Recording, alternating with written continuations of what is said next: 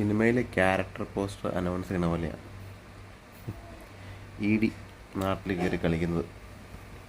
അതായത് എമ്പുരാൻ്റെ character poster ഒരു മാസം നിന്ന് അനൗൺസ് ചെയ്ത രീതിയിലാണ് ഓരോരുത്തരായിട്ട് പിടിക്കുന്നുണ്ട്. ആദ്യം അവസാനം വന്ന ഗോകുലൻ ചേട്ടനെ പിടിച്ചു. ഇതിങ്ങനെ അവസാനം ഇപ്പം ആൻ്റണി പെരുമ്പാവൂരിൻ്റെ അടുത്ത് വരെ വന്ന് നിൽപ്പുണ്ട്. ഇത് എവിടം വരെ പോവുമോ, പടം കണ്ടവനെ പിടിച്ചിട്ട് കൂമ്പനിട്ട് ഇടിക്കുമെന്നൊക്കെ കണ്ടറിയണം. പാവം ലാലേട്ടൻ.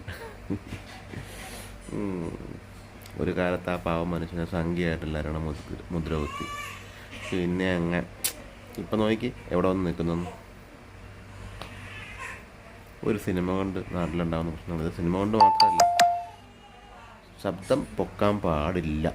കേന്ദ്ര ഗവൺമെൻറ്റിൻ്റെ ഒരു പരിപാടിക്കെതിരെയും BJPക്കെതിരെ പ്രത്യേകിച്ച് മിണ്ടാതിരിക്കുക.